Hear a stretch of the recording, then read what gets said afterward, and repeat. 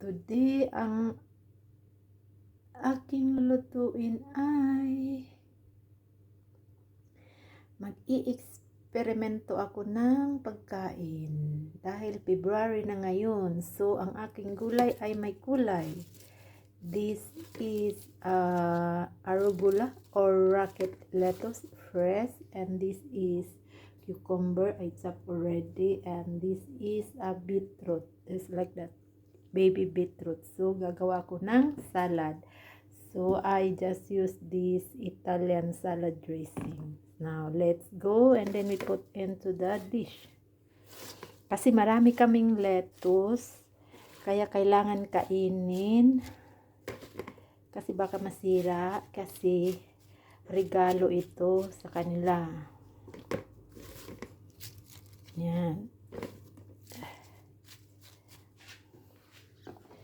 So, first time ko to gumawa nito. Nagagawa din ako ng salad, pero iba. Ibang ano. Yan, guys. Tingnan natin yan kung ano ang kalabasan. Sigurado ako masarap. This is fresh vegetables.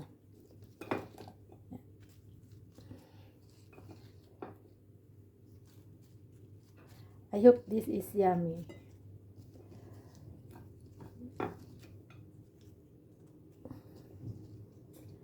Then, ilagay natin ang beetroot para may kulay. Yan. May kulay na siya, guys. Yan. Gandang! Done. That's all.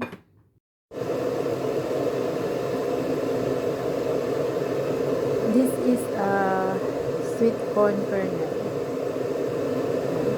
Lagyan natin para may kulay.